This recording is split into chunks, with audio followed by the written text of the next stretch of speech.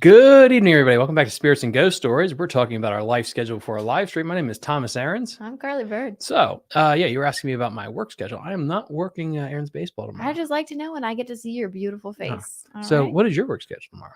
I work 12 to 6. Wow. Where are you doing that? Hours. Where are you doing that at? Upstairs in the office where I work. That is crazy. I know. Oh. I hate you for that. At least it's not Jared. Yeah, well. So, what else you got going on tomorrow? I am just working, pretty much. Fantastic. Yep. Good evening, everybody. Welcome back to Spirits and Ghost Stories. I'm your host, Thomas Aarons. And I'm Carly Bird. Week 35. Week 35 in the books. We did it. We did it. This is pretty crazy. Carly, what is next week? What week is it? Next week would be our 9-month marker of recording Spirits and Ghost Stories. I'm pretty, 9 months, guys. 9 months. You know, we get a hiccup every here and there, but we did really, really good. To our one fan watching that just disappeared, let us know how you're doing and what other country you're in. And, as soon as I start talking, that person disappears off of it. So we decided to do kind of a last minute live just because, honestly, I've been shooting a lot of videos lately. Carly knows about this. And he's very busy. He's down here all the time, just like fiddling with the technology. But the point is, I am terrible in impromptu videos. I don't know why, but you put me in front of a crowd, I'm fantastic. Yeah. I have this video, this new video I'm working on, and I kept trying to say in front of the camera is I'm going to catch one fish every minute for 60 seconds. Realized halfway through the shoot, like that makes no effing sense. I had to redo that again, but I said that 4 times in a row during the video. So I'm terrible in impromptu, but I'm a little bit better with Wait a minute. live. What did you say? Yeah. You said I'm going to catch one fish every I sent you the video. For every 60 seconds? Yeah, put the video on. Hold on. You react. There's no one watching, so I don't care. Okay. Hold on. Let's listen to this. And right next to a major highway. That is Route 7 right there. Today we have a challenge, though. Today's challenge, we have to catch one fish every minute for 60 seconds. One fish. Oh, wait. One. I don't even know how to repeat that. Yeah, I know, right? Every 60 seconds. I checked the GoPro because my GoPro died today. Yeah. After I finished filming, and I was like, "Oh, it's great footage." And then I had this cold thought, "Oh crap! What if it didn't record it?" So I threw a new battery and I checked it. It was in there. But then the first thing I said was that. I was like, "Oh my god, how many times did I say that?" So then I reshot that scene. I just reshot the first scene and be like, to make this got to make more sense than that. I have no idea what I was saying. Yeah. So yeah, when I'm impromptu, at least you caught that. Yeah, when I'm impromptu with no one around, I'm terrible. Mm-hmm. When I'm impromptu in front of people, you think too hard. You're too focused on like, but how does that what are people gonna think? How does this sound to them? But how does that make sense? That makes no physical sense. Well, it makes sense for you because you are a little backwards in that way. But that makes no. It should be that if I'm down here trying to do a script and just talk in front of a camera, you should be better. I'm worse. Right. But if I have to, you're better under pressure. That's what it boils down to. It has to be because like impromptu. If I'm in front of 1,000 people, I will speak coherently. Yeah. Off the top of my head. Yeah. But if you just put a camera in front of me, I will literally talk gobbledygook like Joe Biden. You're better. No problem. Just I don't know why that's the case. So yeah, I was talking like an idiot for half that thing. Amazing. Anyway, so I think we're gonna start it now. Oh my God, we have a listener. Wow. Don't scare him away, Tom. Hi. Oh yeah, I'm sorry. Anyway, can we just get down to the chase? I'd like to talk about. Yes, we can. But first, let's just redo it now. Because we're gonna edit all this stuff out. So 1 clap, 2 clap, 3 clap. So Good evening, everybody. Welcome back to Spirits and Ghost Stories. I'm your host, Thomas Aarons. And Carly Bird. Week 34. No, we are on week 35, my dear. Yeah, one more week and we will be at 9 months. Catch one fish every minute for 60 seconds. Or you want to start all over again? Just how about you start us off? Apparently my brain's fried. Or we could just wing it and keep going. Yeah, okay. Good evening, everybody. Welcome back to Spirits and Ghost Story. Wow, that sounded like I was just over it. Bring the passion down. Bring the passion down. Good evening, everybody. Welcome back to Spirits and Ghost Stories. I'm your host, Thomas Aarons. And Carly Bird. We are at week 35, which means next week is our 9-month marker. 9 months. We will be doing Spirits and Ghost Stories for 9 whole months. And Linda Aarons is in the house. Finally have one listener. Linda Aarons, welcome to our abode. Anyway, so but we're gonna get into it. This is a really cool story. I did some good research on this one. This is some real good research, not the bad research. No, the good I done did some good stuff. Oh, so heck yes. Could you get us started with the recipe, the beverage that we are enjoying? I wanted to tell you what we're drinking tonight. Tommy and I have been trying to stay away from alcohol for the most part. We've done a really good job. So we're sticking with something super low alcoholic content and low in calories. It's called a rosé spritzer, and it is really just rosé and a little fizzy water and some fresh thyme sprinkled in there, and it is very delicious, low calories, and it's a nice little fun summer drink. The other reason that I was getting into this is because it got up to the 80s today, and I was just like, this feels like summer. We have to turn the AC on now because it's so hot in here. I just wanted something like cool and crisp to drink, so it's definitely a light drink for today. Fantastic. What are you looking for? No, I'm just getting the last few things set up here, just so we can get all dialed to make in and perfection. And I'm gonna remove that away there. Perfect. All right, so yeah, we can kind of get into it. So Easter's right around the bend, everybody. For the one person that's in the audience, but for everyone listening at home, Easter. Yeah, we got a lot of listeners. And we do. We are actually closing in on how many downloads, Carly? I told you the other day. Almost 2,000. I don't know. We're working on 3,500. What? Mm-hmm. I wasn't listening the other day. Mm-hmm. We're closing in on 3,500 downloads. We're doing very well. Congratulations, us. We're just grinding away. We're not blowing up the numbers, but we're very consistent. Chugging along. And the fact that we've come into a year is really awesome. But anyway, for the Easter holiday, we have a really cool story for you. It is about the exorcisms, and not just one exorcism, but the history of exorcisms. Ooh. So we actually decided a couple weeks ago for our avid listeners, you understand this. I was going to say platform, but this way that we do it now for new listeners, what we're going to do is I have problems with speaking words correctly. So I'm going to give you the history. Carly's going to read you a story. So I'm going to give you the history right now of exorcism, specifically in the Catholic Church. Carly, we talked about this, off air, like you're saying, oh, like, why do they speak Latin? Why is it things the way they are? Well, exorcisms have roots all the way back in biblical times, not just in Christian religion, but other forms of religion. But for the point of this episode, to cut it down, because it would literally be like 2.5 hours long if we try to talk about exorcisms from every different cultural and religious backgrounds. We are just going to talk about exorcisms from the Catholic Church perspective, really narrowing it down there. But I really think by doing that, I can give you a really good overview of it. Okay. And really kind of get our hands dirty into this. Right. So without further ado, we are going to go. That is incredible. Oh, thank you. We're going to get into it here. Oh, and that was a commenter on our live stream, guys. So it doesn't sound like I'm having Tourette's talking to myself. So let us get into the history of exorcisms in the Catholic Church. All right. So the first official guidelines for exorcisms were established in 1614, whereas grimoires were widely known and used since the ancient period. These guidelines were later revised by the Vatican in 1999 as the demand for exorcisms increased. So in 1999, it increased. Okay. In the 15th century, Catholic exorcists were both priestly and lay. since every Christian was considered as having the power to command demons and drive them out in the name of Christ.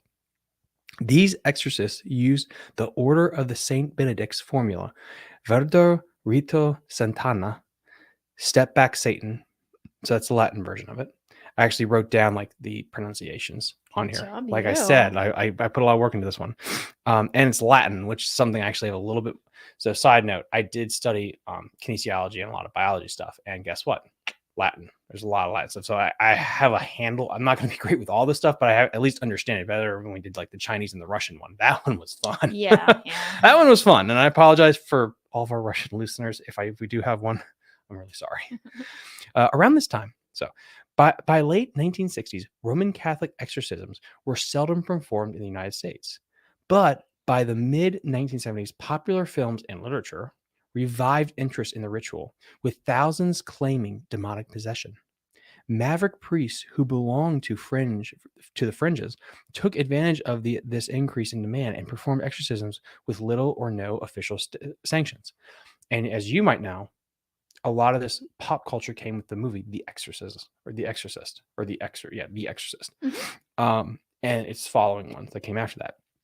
And that movie actually has its roots in a real life exorcism. And we're going to kind of brushly talk about that here, but we're not going to go full deep dive because that could be in its own subject. Okay. So exorcisms they performed were according to a contemporary American religion, clandestine underground affairs undertaken without the approval of the Catholic Church and without the rigorous psychological screenings that the Vatican, required. In subsequent years, the Church took more aggressive action on the demon expulsion front. You have any questions so far? No. So basically, just to kind of give you and the listeners a heads up, is the Vatican is the main part of the Catholic Church, and that is basically located in Italy. Within Italy, there's the Vatican, and it's Mhm. basically a city-state. There is where the Pope lives, okay? And that is the figurehead of the Catholic Church going back for a very, very long time. Okay, so Okay. the Pope lives in Italy, In the Vatican. in the Vatican, which is She's located Baptist. in Italy. Yes. Okay. It's basically, so it's like if there was a separate country within the United States. Okay. Just say Vatican, okay? Got it. Whatever he says is kind of, I'm trying to simplify it here, oversimplified. Whatever he says is what's going to happen. Yeah. Well, exorcism has been going on for a very long time, but after the release of this movie, there was a huge explosion in people saying like, oh, well, we need to get an exorcism. And so then there were a lot of fringe people starting to perform exorcisms in the United States around. And this really gave exorcisms this bad reputation because it's no longer supervised by the church. Because believe it or not, this is a big time ordeal that you have to do to not only perform an exorcist, but to be qualified within the realm of the Catholic Church to be able to even perform one legally. Okay. It's like, this is like a thing. This Was is it what I a was shocked about. moneymaker? We're going to get into everything here. The practice of exorcisms without consent from the Catholic Church is what prompted the official guidelines from the 1614 to be amended.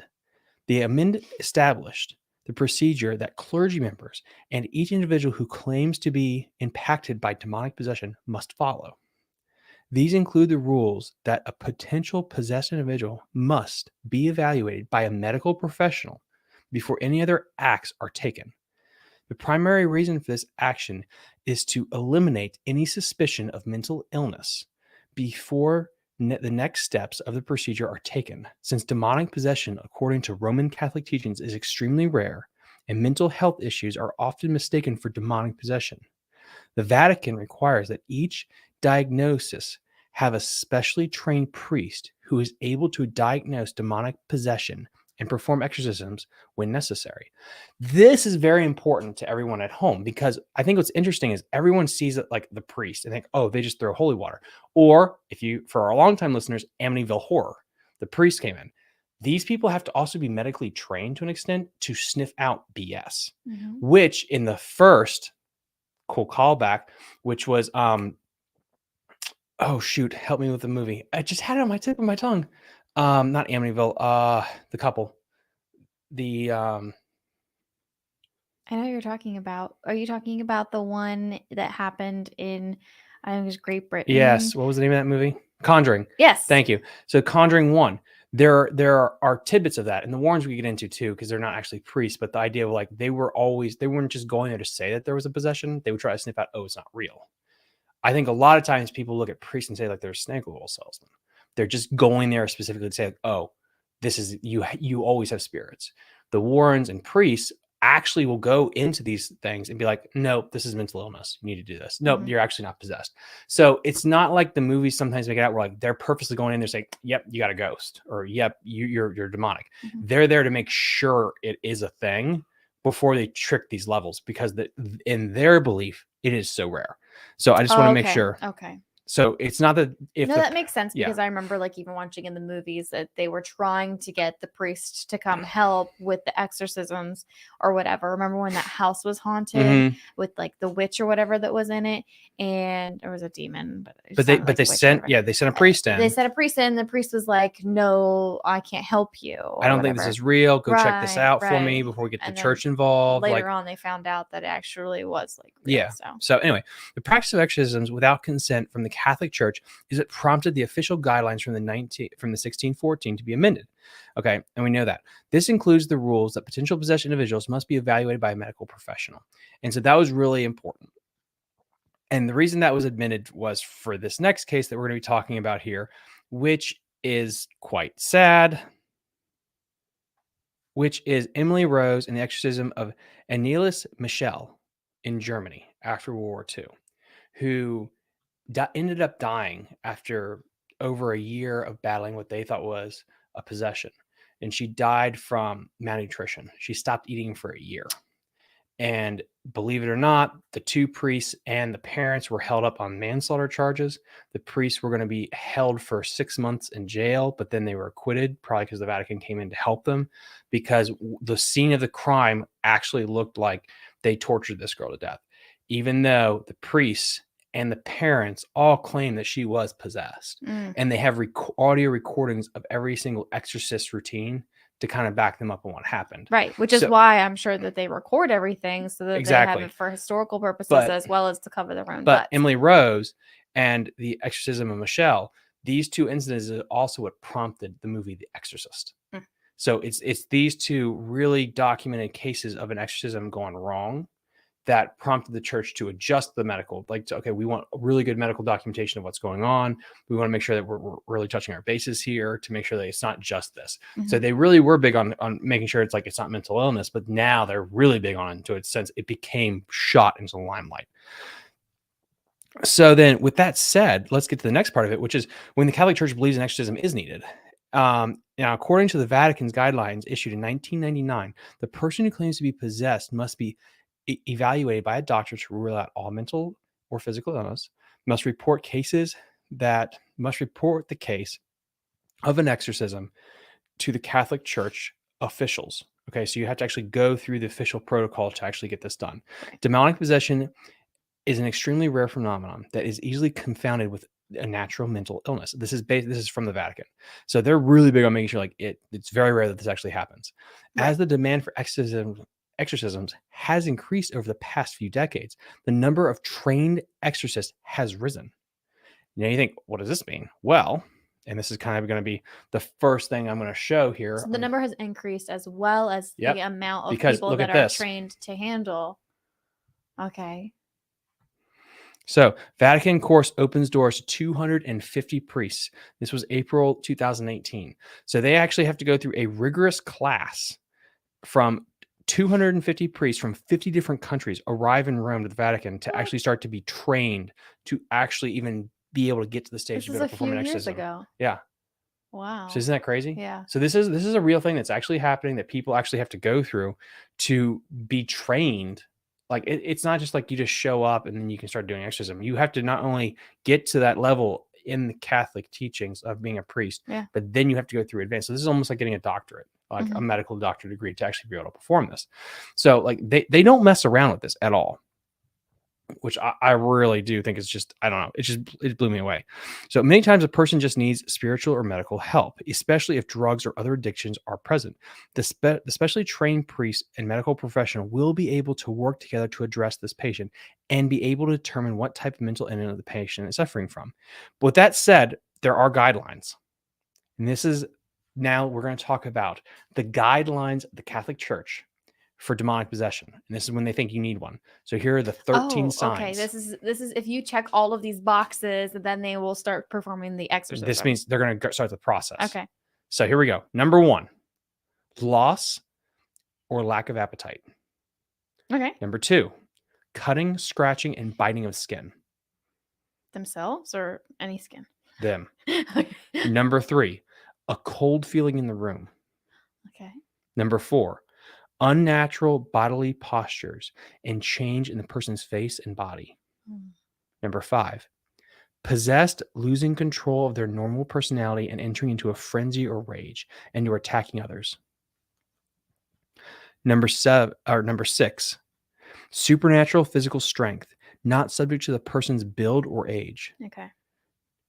Number 7, change in the person's voice. Number 8, speaking in tongues the person cannot have learned before. Number 9, knowledge of past events the person cannot have known about. Knowledge of the present events the person is not witness to. Number 10, levitating or moving objects or things. Wait, it has to have checked.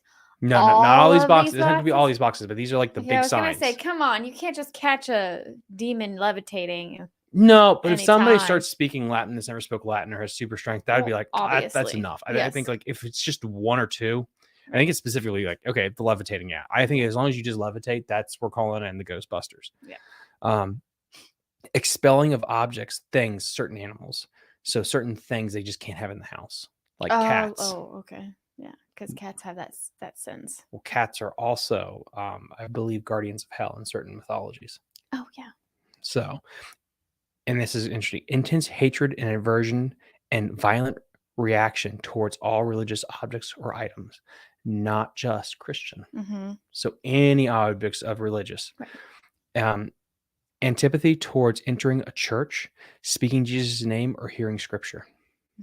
So if you think about going to a church, your skin, and like I said, like your skin starts feeling like it's burning. You feel like you're itching, and you said you're tearing at your skin. So these are the 13 signs of it. You're probably possessed. And with that said, we're going to get into the next part, which is, well, then how is an exorcism performed? Great question. And really kind of like, and I think before we get into that, we need to really kind of idea like, okay, well, what would it be like to hear one of these things? And this is where, for our audiences at home, you may or may not want to be here for this one. So It's about to get creepy. Yeah. Ew, look at that picture. This Is that for real? This is the audio of this little girl and Alicia Michelle during one of the exorcism of Emily Rose. This is one of the audio recordings of the exorcism going around. And at this time, this is a little girl and she's German. This is going to be important.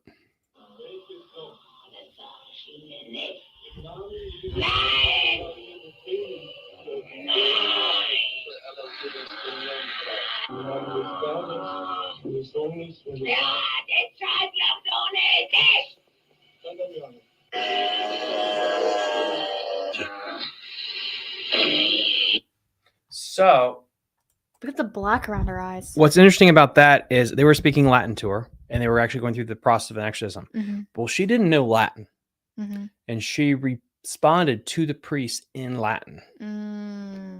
And this is a family from Western Germany, a very, very, and she did not know all these Latin phrases, and yet she responded to them in very, very good, perfect, not broken Latin, which her parents were blown away by. Yeah.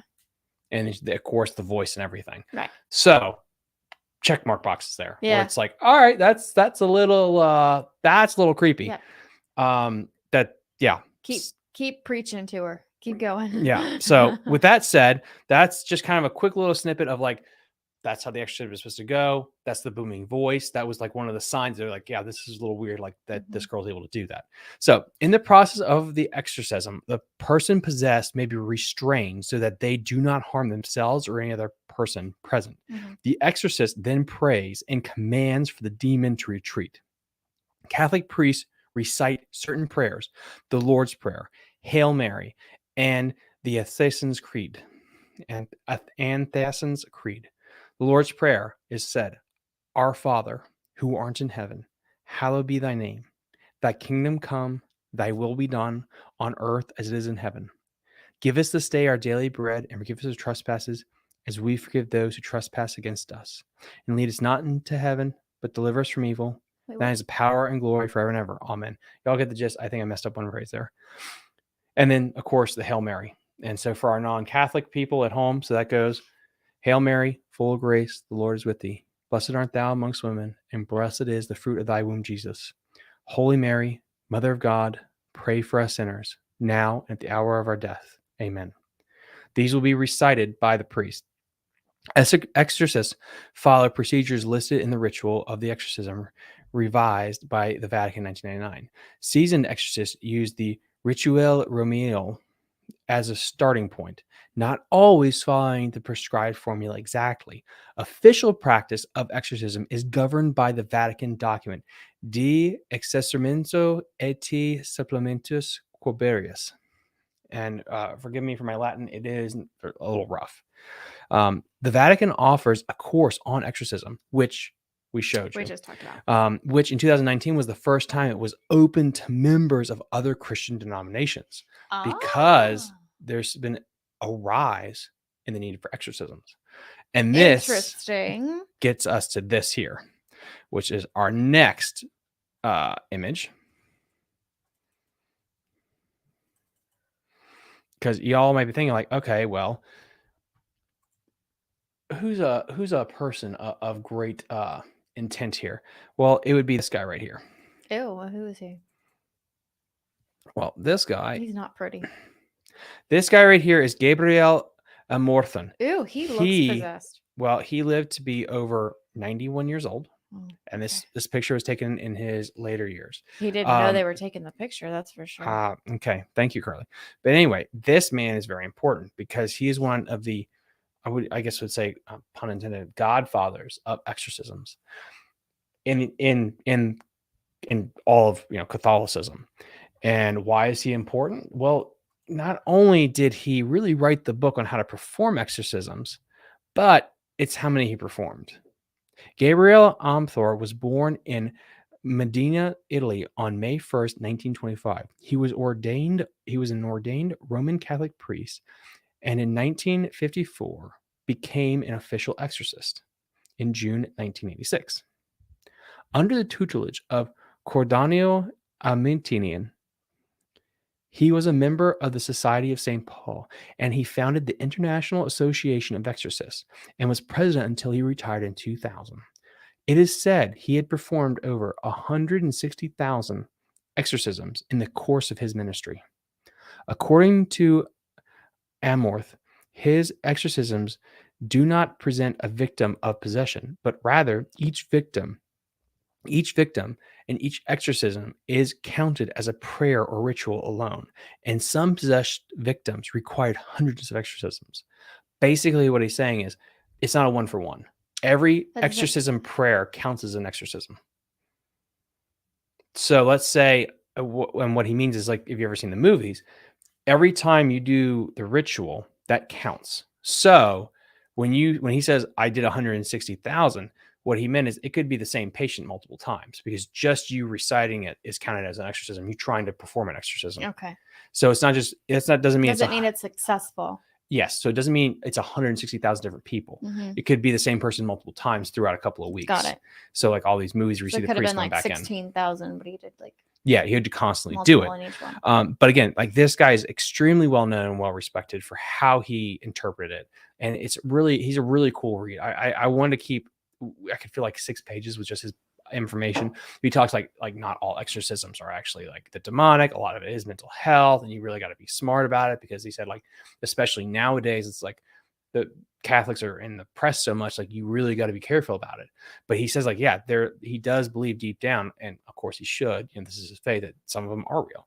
Yeah. And so when they asked Father Gabriel a month about what he thinks is creating this rise in the need for exorcisms, he said he believes it is attributed to the number of exorcisms performed, to his opinion that people have lost their faith. And there's a growth in the superstition of magic, Satanism, and the use of Ouija boards that have taken the place of religion. See? With this, he believes it has opened the door for the presence of demons. For all they need is an unlocked door so that they may find a way to walk through. And that ends our Thank history. you. And that ends our history. Our That's what I've abbreviated been history. saying. But I think it's interesting that how he thinks exorcisms are rising, and the reason in 2019. Because more doors are opening. Because people aren't taking Ouija boards seriously. I think it's interesting though how like the Catholic Church though is like opening the door to different religions to come in to help learn their practices. Because they're swamped. Because they're swamped. But I think this is a brief history. If you really like this episode, let us know in the comment sections, and I will do a deeper dive into exorcisms. But that is the backdrop on, I want you to do a deeper dive. the Catholic history for of the exorcisms. future. I think this is perfect episode for the upcoming holiday that's Easter. right around the corner. So when you're with family and friends, guys, get some holy water, throw it on them. Or But just this listen leads- to our podcast about exorcisms and if your Aunt Bertha seems to her body is hunched over in an inhumane way and she starts spitting out Latin, you might want to sprinkle some holy water on her and call a priest. I agree to that. So, do you have a story for us? I do have a story for you. It's a little long, so bear with me, but I think you'll really enjoy it. It gets into detail and it's kind of spooky at the end. Ooh. All right, so prepare yourself for, shocker, the exorcism. I just bought a new house. I'd been shopping for a while with the market the way it is, and I had to jump on the estate sale find that was still stuffed full of old belongings. Not ideal, but I needed it. As I'm cleaning it out, I came across 2 letters and thought I would share it with you all, because I am not sure what to make of them. I found the first one in the nightstand, folded up without an envelope. It said, "Dearest Dana, the end comes slowly for many of us nowadays. Medicine keeps people alive much better than it used to, and we can linger in between, neither fully alive nor actually deceased. I am proceeding this way. I can judge it by how many days pass between moments I can clearly remember. I see it in your eyes when you visit. I worry it wears on you, that it breaks off bits of your soul along the way. You're the only one I still have left, by the way. Others make excuses in letters and calls, spinning tales of traffic and schedules and hardship. Losing a child does that, of course. And my own offspring might serve as more of a forcing mechanism for the various nieces and nephews of mine that remain in the world. I sense your appreciation. I sense your apprehension. I sense the growing darkness between the moments of light, and I want you to know that I'm glad you stuck with me until the end. I both hate and love it here. It is the ocean, never changing but also never the same.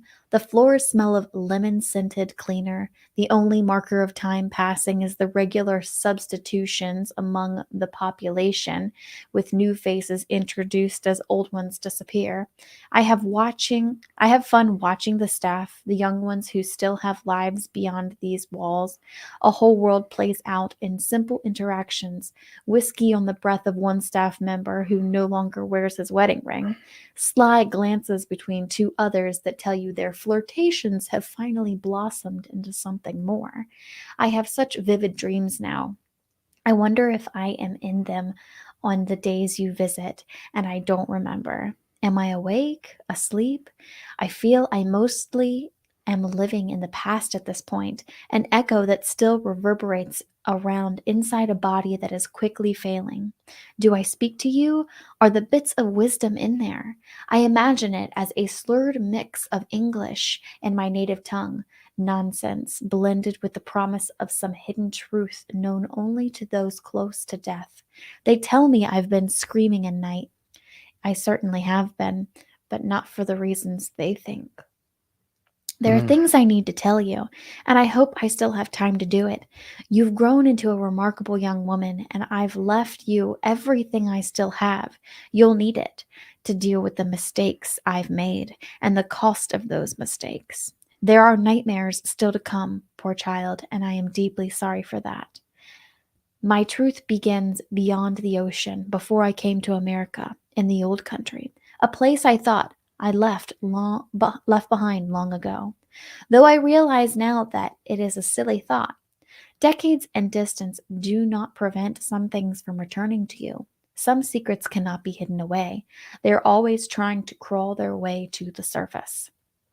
I know I've never spoken much of my childhood, even when you'd pried, so I hope you'll indulge me now. I lived in the city for years as a young child before we suddenly departed for life in the countryside. I, the youngest of 4 children, along with 2 older brothers, Henry and Jack, strong and handsome and wonderful, and a sister, Ashley, only a year older than I was. She was my best friend in the whole world, and we spent afternoons playing and talking about everything under the sun. I never knew my mother, neither did Ashley. She had died of the flu the same year I was born, and while father did his best afterwards, he never truly recovered. Hmm. After the war, father accepted a position in the mountains working for the government. I didn't understand the work then. I barely understand it now. I just knew we moved from a sensible home in the city into a giant mansion of a home in the mountain town, complete with a giant staff who doted on us. Life became magical.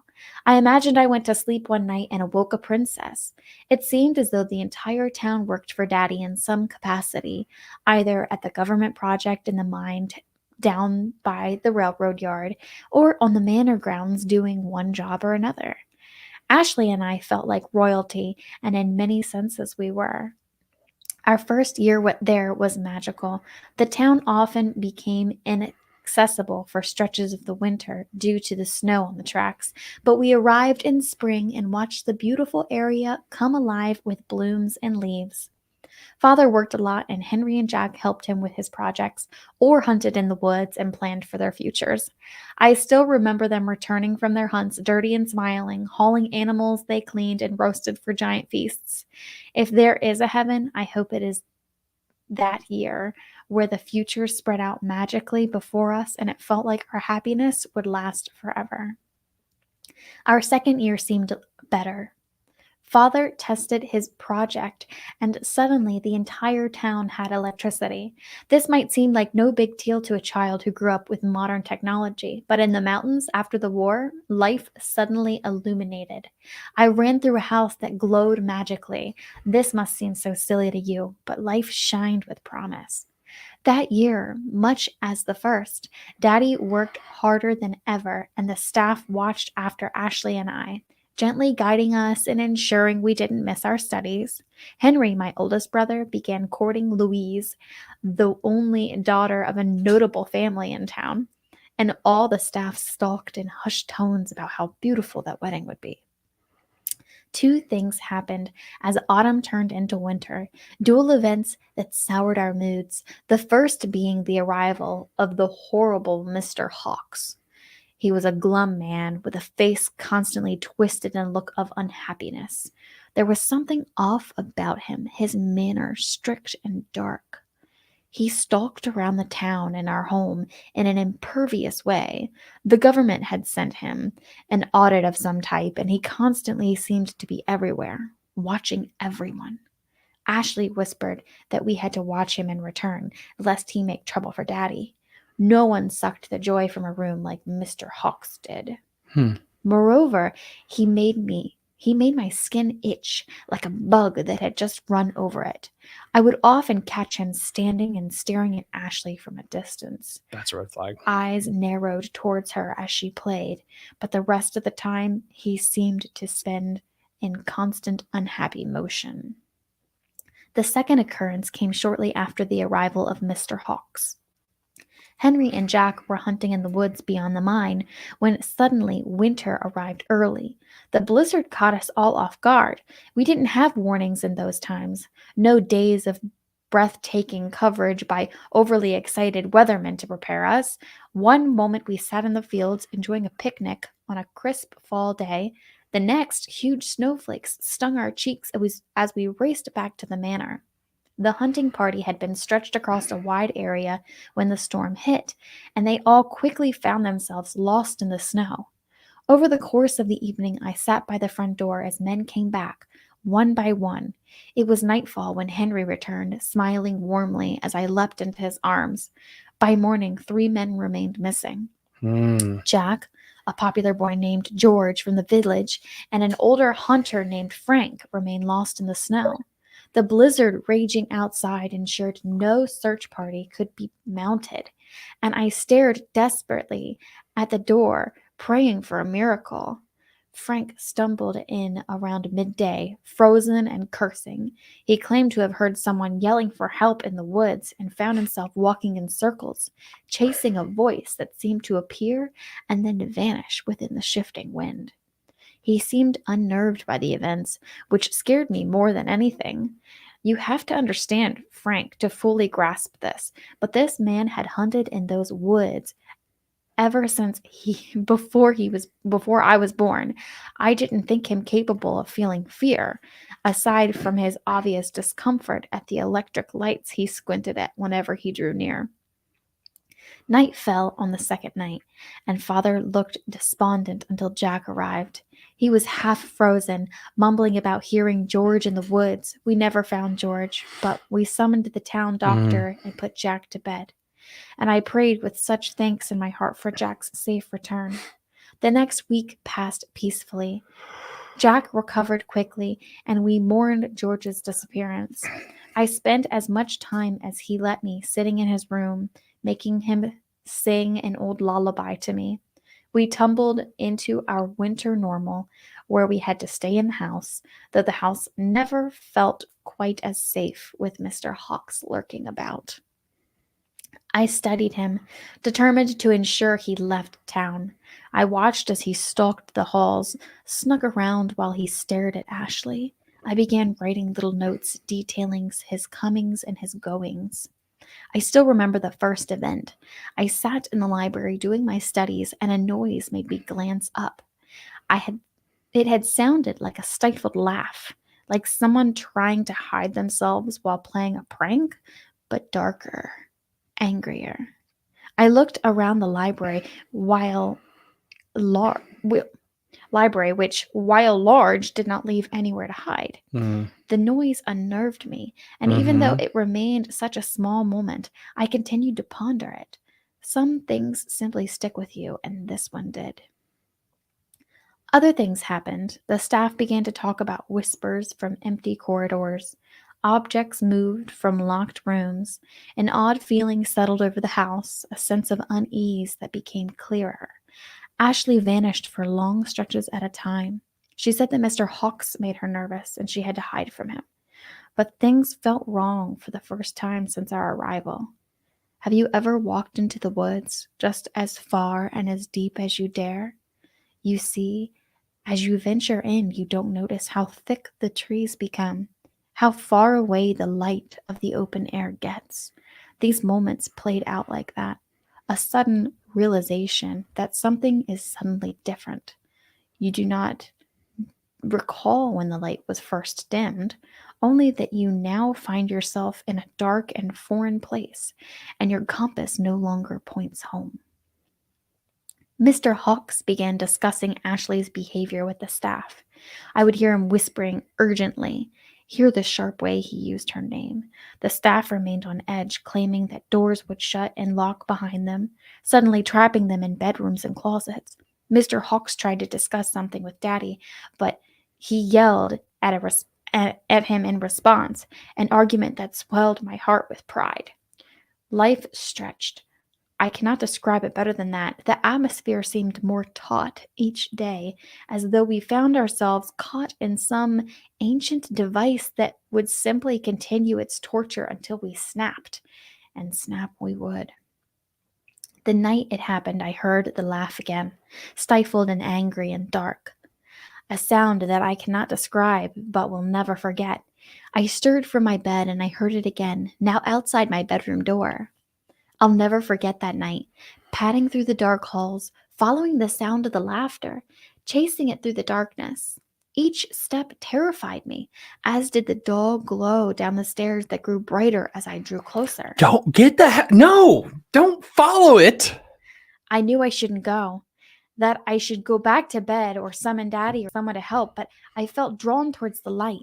Light in a room where no one should remain in the middle of the night. Pull up. The laughter drew me onwards, and before long, I stood before a scene that no child should ever see. Henry laid on the floor, bleeding profusely from his head. Ashley sat next to him, covered in blood and surrounded by candles, staring blankly at the wall. The occult nightmare in front of me was a new hell, but it would not be the last time I felt that. I suddenly existed only in the darkness.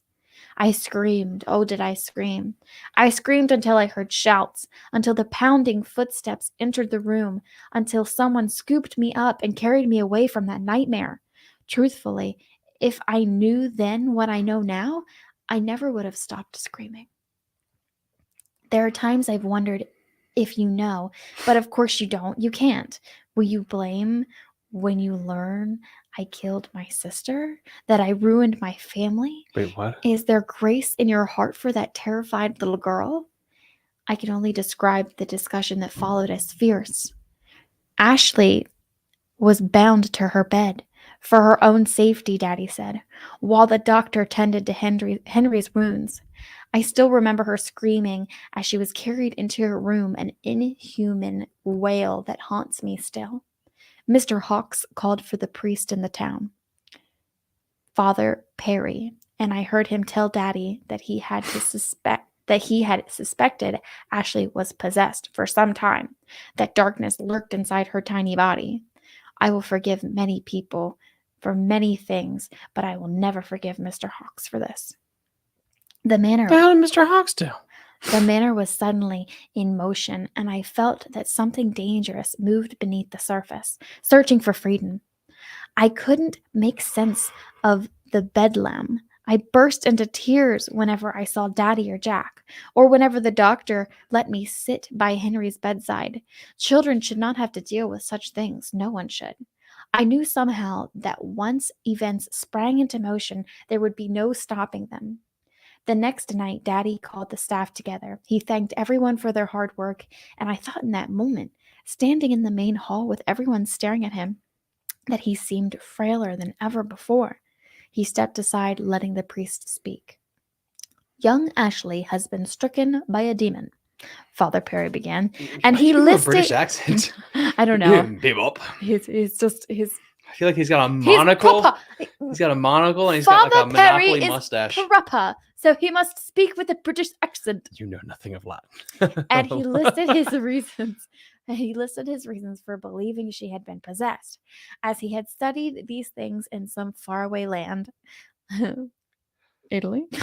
England? Yeah. Lessons hard won by his youth. She did not have a normal appetite, and many people felt cold when she was around.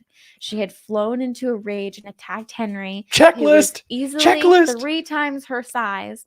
Mr. Hawkes claimed he had heard her speaking a different language she should not know, and that she knew of occurrences before they happened, that once she had remarked on the arrival of a visitor a full hour before they made it to the manor.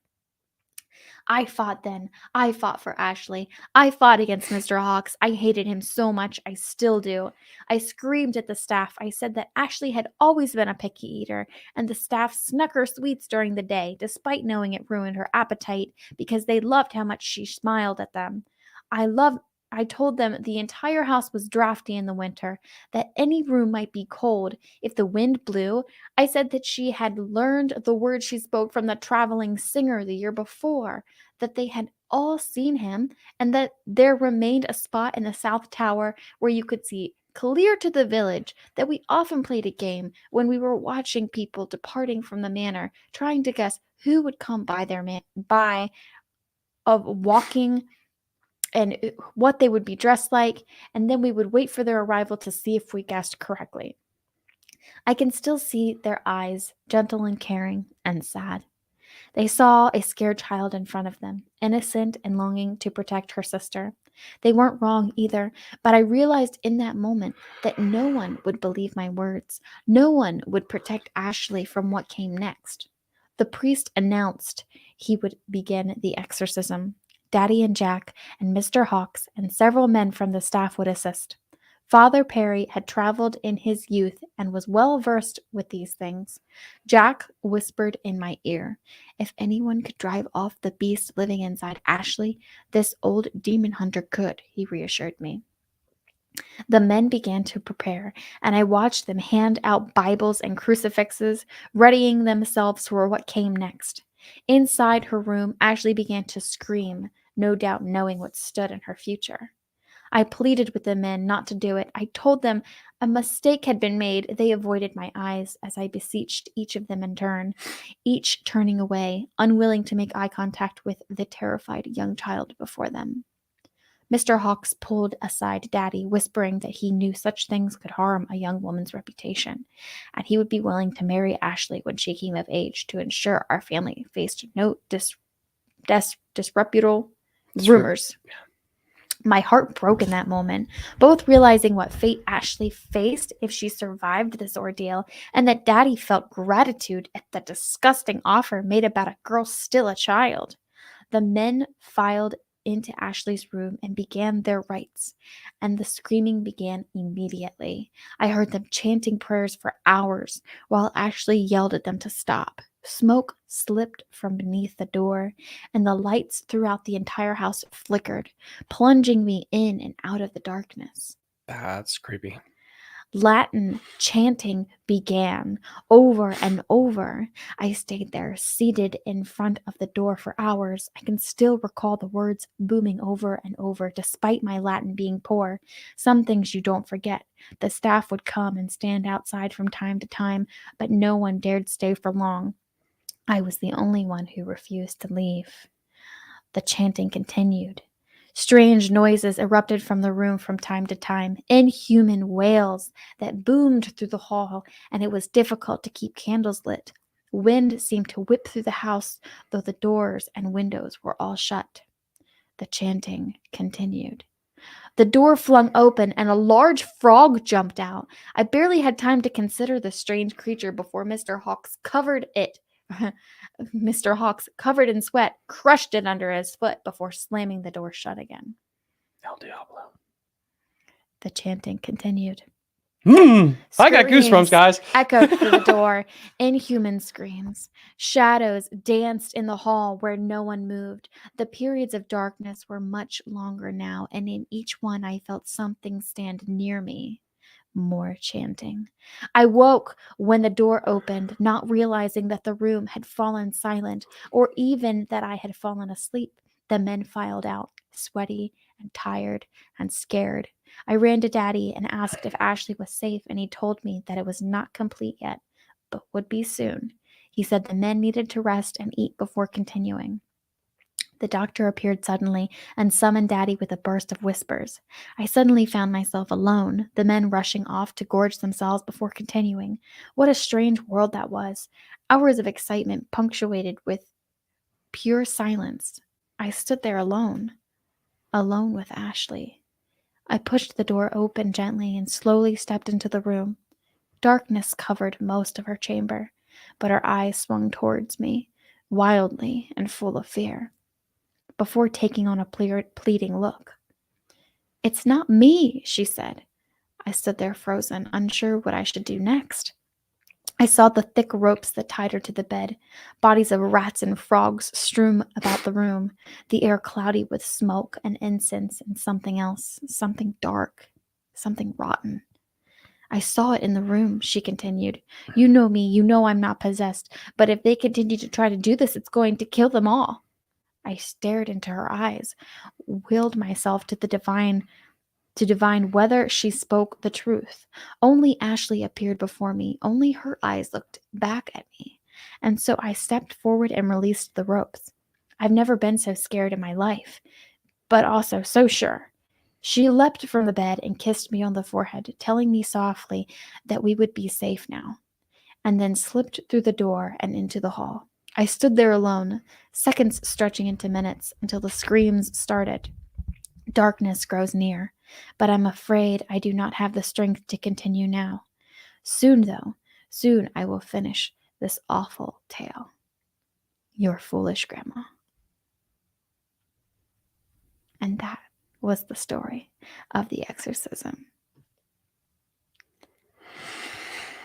Holy shit. I Lots to unfold, especially with Mr. Hawks. Who is he? What is he? And why did all the bad things start to happen whenever he arrived? Mhm. And then what about that winter storm? And then people saying that they heard a voice and that's why they got lost out in the woods. Was the demon out there?